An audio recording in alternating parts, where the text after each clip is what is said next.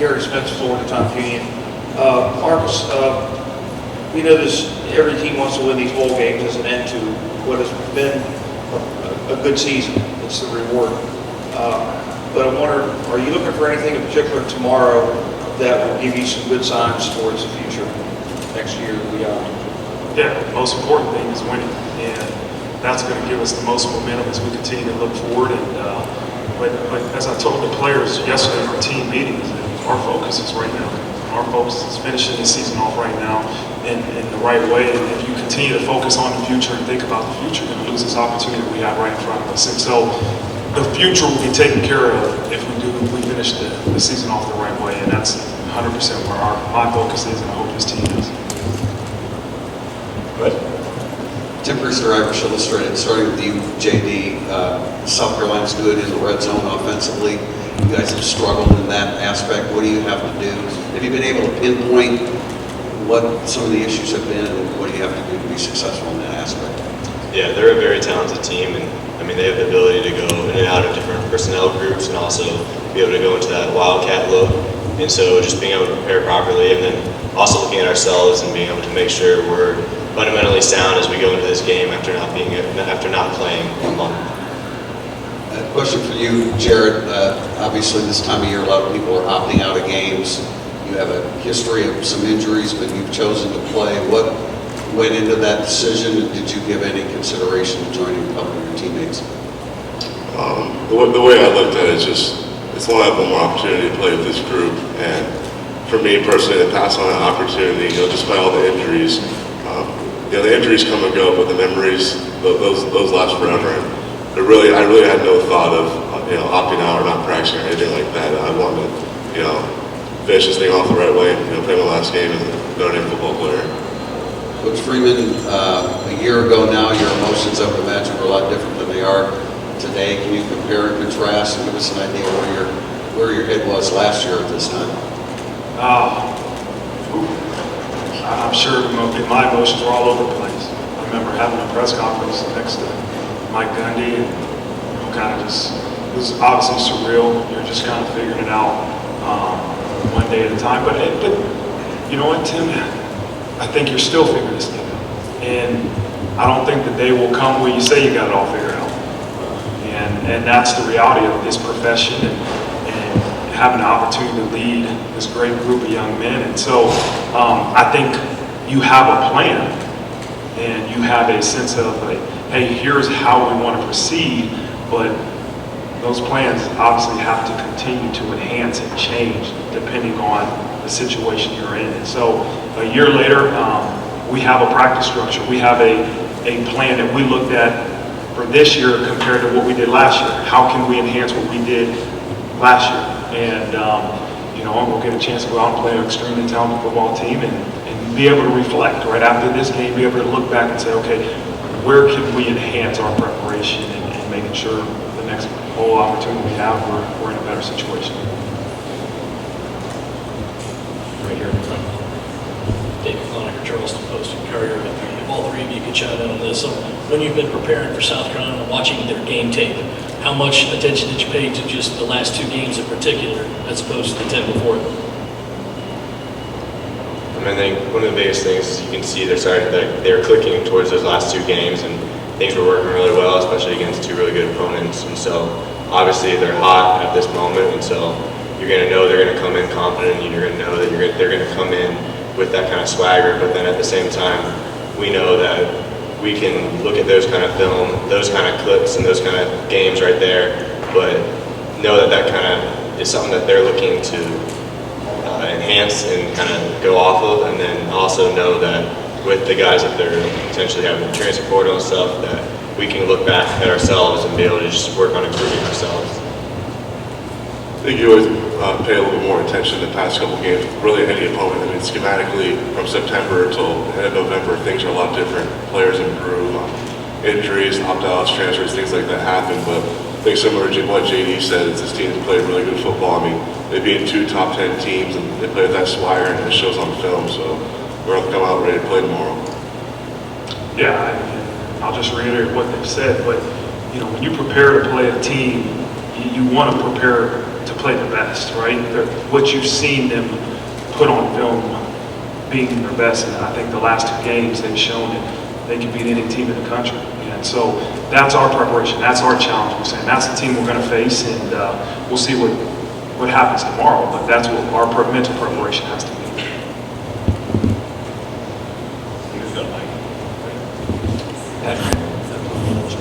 Marcus, I didn't mention some guys that might still be TBD on status for today, but anyone that you've gotten a sense of that will be good to go or might miss because of injury? Yeah, Jason Adamiolo won't play. He was the one that, I don't think was out there. He won't be able to go due to injury, and the rest are still, Brandon Joseph will be he practiced all week. It'll be a game time decision. We'll see how he feels. But Jason's the one that we know for sure. So. Brandon, is that the ankle that gave him trouble before? Yep. And JD, for you, Marist, and Jack, how have you guys kind of, grown this year now that it's been kind of 3 of you all together out there as the middle of the linebacker unit? How have you guys or what have you seen as the biggest improvements for you guys, or what this kind of season has meant to you? I think one of the biggest things is as the year goes on, you continue to grow and you continue to see where we were at the beginning of the year and going forward. And so I think one of the biggest things was the communication piece, and especially going into a new defense and being able to start in the beginning of the year and come to this point. It's that communication piece, not just among the 3 of us, but also to the guys up front, to the guys behind us, and be able to make sure that we're all working and kind of flowing as one. Second row. Pete Burton, WSBT. Jarrett, first, so what would lead you to win your last game in Notre Dame? Just maybe that one last great memory I could have. I have so many these past 4.5 years, 5 seasons with these guys, and especially for the other guys in the locker room who are going to move on later in life and not even try to go to the NFL or play the last football game. It's going to be special for those guys as well. So not just for me, it's for all those other guys too. Coach, what do you think it would mean for your program if you guys win tomorrow? I think I want for this group to be the example for our future groups, and that we've talked about it all season, is that this road to where we want to go isn't as we always foresee it on the front end. And I want this group to be the one that we can say, here's an example. Here's why you continue to trust your coaches, why you continue to work no matter what the outcome is each week. And to finish this thing off the right way with a victory here at this Gator Bowl would be a tremendous example for not only congratulations to this senior group and to this group of players that have been so resilient, but I think it's going to be the example, no matter what, they're going to be the example of what we continue to use to propel this program forward. And lastly, how would you assess where Tyler is right now in Buchner, and how prepared is he for tomorrow? I think he's ready to roll. You talk about a guy that hasn't played football for probably week 2 to week 12, right? And so he obviously had some time where he wasn't on the practice field, but after I think today's practice 14, after 14 practices, I think he's ready to roll. And he's been magnificent in practice. He's done a great job of leading the offense. And what, to me, it's not just throwing the ball, right? When you're the quarterback at Notre Dame, it's gaining the confidence of those guys around you. You're the leader of that group. And I think he's done a good job of continuing to earning the trust of these guys that are surrounding him in that offensive line. Great. And JD, Spencer Rattler, his particular skill set, what jumps out at you, and have you guys faced a quarterback this year with the similar to what he does? Yeah. The biggest thing is he's an athlete and he's able to make plays with both his feet and in the air, and so his ability just to extend plays beyond the just usual, being able to stay in the pocket and be able to throw on the run and be able to make those 3rd and shorts or that low area red zone, kind of being able to scramble or be able to get those extra yards to be able to convert those first downs or get into the end zone. And so that obviously has been a big point of emphasis for us. And similarities to the Caleb Williams? Most definitely. There are some, especially just being an athletic quarterback that can extend plays. Tyler James, Inside ND Sports. Marcus, what have you seen from the receivers in sort of building that chemistry with Tyler Buchner again, sort of trying to take advantage of this opportunity without Michael Mayer and pass. Yeah, you know, you lose that crutch, right? At some points, when in doubt, you throw the ball to 87. Well, he's not out there. And I've seen, it's been excellent to see what Coach Stuckey has done with that wide receivers room and see those guys elevate and truly take advantage of those opportunities. And so you never know on any certain passing concept or pass call if your number's going to be called. So you have to make sure you're running your routes and you're precise in what you're doing, expect to get the ball. And so it's been good to see those guys in practice. Listen, we've had a lot of competitive situations, and that's kind of been the focus for me for this bowl prep, is saying let's go good on good, because nowadays with opt-outs and with guys not playing, you don't know what you're going to see. You don't. And this game's going to be about our preparation of what we do, and so you've been able to see our wideouts compete against our DBs, ones versus ones in competitive situations, and they're doing a really good job, and I'm excited to see them play tomorrow. Chance Tucker was someone Tariq Bracy highlighted the other day. What has he done in bowl prep to maybe give him a chance to get to contribute tomorrow? Yeah, he's got more reps. You know, with Cam Hart being down, it's getting some other guys an opportunity to get more reps. And Chance Tucker was a guy that he was getting reps with the ones and with the twos, but also getting reps during that developmental time that we talked about before we came down here. And so that's why bowl practice is so important, is you get a chance to prepare for a great opponent, but also early in the bowl practice, really get a chance to develop some of those guys that haven't got the opportunities throughout the season, and he's done a great job. Jarrett, Coach Freeman talked about the uncertainty of going against a team that could have opt-outs and may throw different things at you, and you have all this extra time to prepare for the game. Does that help the offensive line to sort of prepare for anything that could be possibly thrown at it going into this game?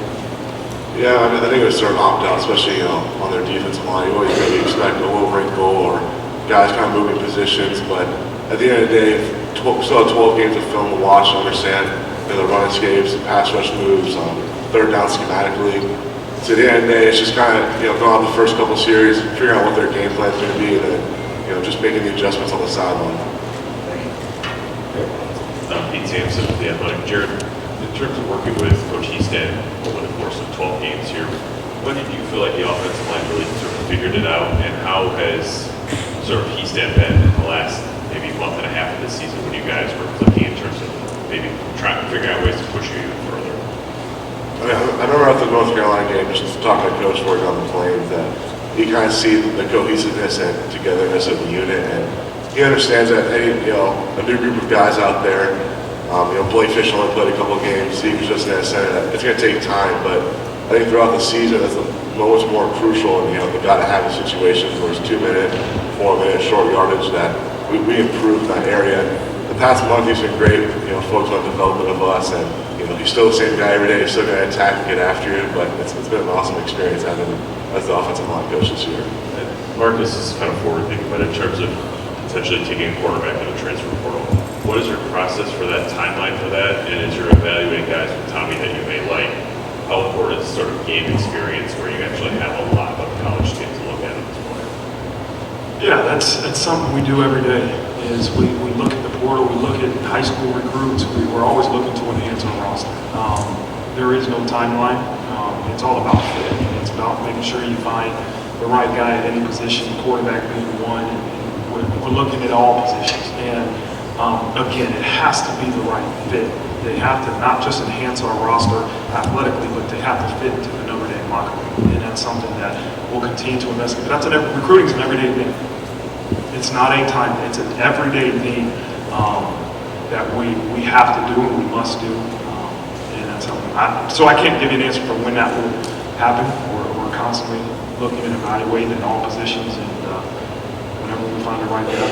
I can just sort of follow up like the experience of that player, like Caleb Smith coming from Virginia Tech. Like, you have a lot of college tape. You're not taking a flyer on somebody like it. How valuable is that when you're making that evaluation? You've seen, you watch him go against Clemson or somebody that you can play. Extremely important. Again, if you're looking for a guy to come in, we have a young group of quarterbacks. Tyler being a freshman, or actually a sophomore. Tyler being a sophomore, you got Steve, you got Ronnie, you got another freshman coming in. We have a young locker room, so yeah, we're looking for a little bit more experience. Hayden Thomas from Leaves Everett. Jarrett, JD, I wanted to ask a little bit about you guys. Have missed a couple guys, Michael and Isaiah, that are integral to your team all year. How has that been being captain of a team that you missed a couple guys that you co-captain with, just stepping up to that off-field leadership, and then any of the younger guys that you feel like, just stepping up? Just how has that kind of process been for you guys adjusting to that absence? I think like Isaiah and Mike, those two guys were great leaders, and also tone setters for this team. But I feel like just because there's a couple of guys named captain, that doesn't mean they're the only leaders on the team. We have plenty of guys on this team, and I think one of the strengths I've seen, especially throughout the summer, working with Coach Meadows and the campus, there's plenty of other guys who are vocal as well that are seen as captains or quote unquote leaders of the team. So I think throughout this process, those guys and those position groups understand that they're going to have to step up and be, try to be as great leaders as they possibly can. And they've done a great job for us. And then touching on the last thing he said, I mean, it's an exciting time for a lot of young guys to, one, be able to get these opportunities in this bowl prep time, and then also be able to display their talents and be able to have an opportunity to play their best out here tomorrow. Kind of a follow-up on that, GD, one of the young guys I know who's played a little bit more late in the year, Jaylen Sneed. What have you seen from him maybe since the start of the season or in that earlier part of bowl practice or development that's maybe helped him kind of come on a little bit and take a little bit of step? I mean, the biggest thing is he is very raw athletically.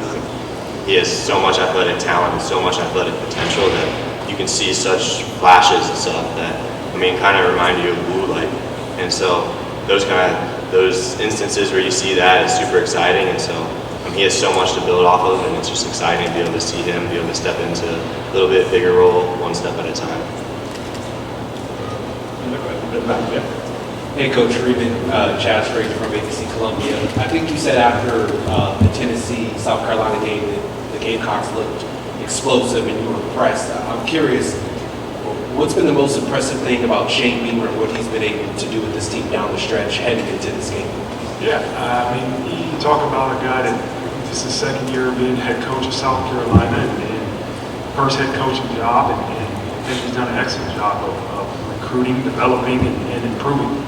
That's the challenge, is to continue to enhance your roster, but develop your roster that you have. And what you see is a team throughout the season get better and better and better.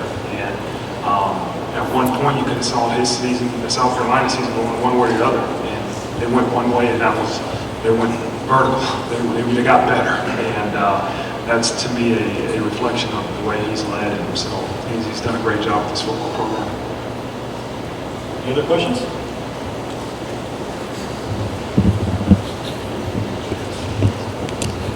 Mike Bernardino, South Carolina. When you're assessing a transfer possibility of someone through the portal, how important is it to look them face to face, to be in their space, to have them in your office, the time spent in person? I believe in the early stage of this portal, some offers were extended, maybe where, I'm not sure, to receivers, et cetera, with linemen from Western Michigan, where maybe you hadn't been face-to-face yet. How important is it to assess for you as the head coach, to have a one-on-one, look them in the eye and ask them, what kind of questions do you ask in those sessions to assess the character and the fit? That's so important. The recruiting game, if you want to call it, has changed in terms of, at times you have to offer guys to be able to recruit. It's the reality of it. Some guys don't want to talk to you unless you offer them. And so, in order to take a guy into our program, I'm going to have to meet with him face to face. I'm going to have to make sure that, and Zoom, whatever, that we have a connection, because there's so much that goes into a football player beyond what you just see on film. There's a lot of guys you can turn on film and say he's a good football player, or you can say he's not so good. But when you can meet somebody face to face, you really can get a chance to know them and ask them difficult questions, see how they respond. You get to really kind of say, okay, let's just figure out who this person is as a man. And it's different in the transfer portal because everything happens so fast. When you're recruiting high school kids, you build relationships over time, right? And you really get to know the kid, the coach, the families. In the transfer portal, you have to be able to look kids in the face, have those conversations, but also make phone calls. and try to see, hey, do you know somebody at the previous school? Do you know somebody that can give you a little bit of character makeup of this person? Because it's careful, man. You got to be careful the people you bring into your locker room. We're fortunate. We have a great group of captains. We've got a great group of leadership that you really don't have an option when you come into our locker room. You're going to convert to the way these guys lead, or you're going to say, this isn't the place for me, and that's really important. But you have to be cautious on the type of personalities you bring into your locker room, because I've seen it go both ways, one really good and one really bad. And then to follow up the health aspect, the medical on the transfer portal, again, some of these decisions are made in a quick turnaround.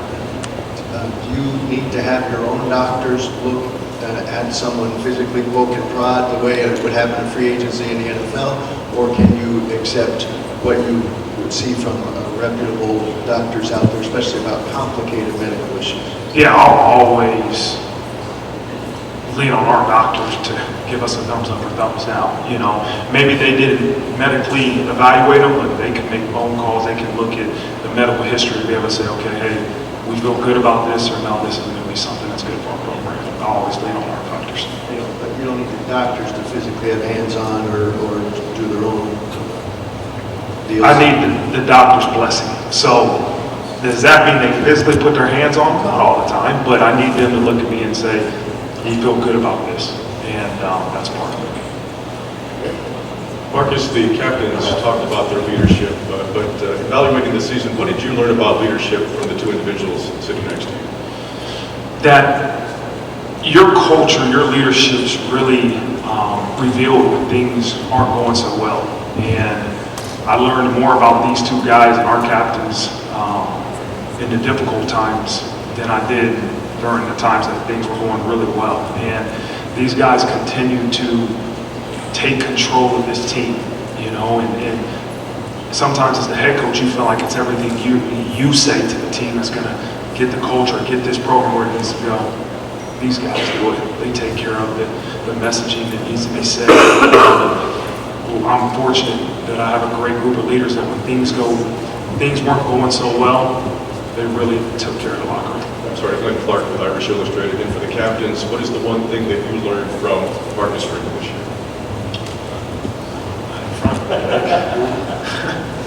I think the biggest thing for me was just being able to have that steady voice that no matter how the season was going throughout, we could always look to someone that was always pushing us just to get better throughout every single day, every single week.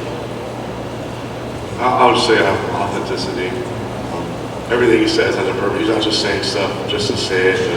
It seems like a leader, head coach. He believes what he says, and he practices what he preaches every single day. One last question. Up here. Back here. I'm sorry, there was already at the back, sorry. One quick question for you, Coach. South Carolina did pretty well over with ABC Columbia. South Carolina, you have a lot of players that are stepping up out of the transfer portal and things of that nature. With guys leaving. Talk about facing guys you don't have a lot of tape on, and how hungry these guys are who are coming up from that second team, and difficult. How does that make things difficult for you and your defensive guys? Yeah, I think that's why I said earlier we do a lot of good on good in practice, because when you have almost a month to prepare for an opponent, sometimes that's too much time. The beauty of playing a team in 7 days is that you can only watch so much film. Right now we have 12 games, and really you can talk about 2 years worth of film, and these guys, they're junkies. All they do is watch film, and sometimes you can watch too much and assume that you know exactly what the other team's going to do. You don't know. Just like we're preparing to make sure that we self-evaluate, right? That we're not just doing the same things over and over, and we're sure South Carolina's doing the same thing. So we spend a lot of time going good on good, meaning that our offense has to go against our defense, which isn't South Carolina's defense, and our defense has to go against our offense, which isn't South Carolina's offense. And so that forces you to really be able to execute off of your fundamentals, off of your basic schemes, your basic concepts, and not just always try to attack a different opponent's tendencies. And that's a long answer to your question of with opt-outs, you don't know. You don't know what you're going to see. We don't know what we'll see tomorrow. We'll have an idea. We'll have the base concepts that they do on offense and defense and special teams, but we obviously have to prepare for some different wrinkles and things that we haven't seen. Thank you. Thank you to Coach and to JD.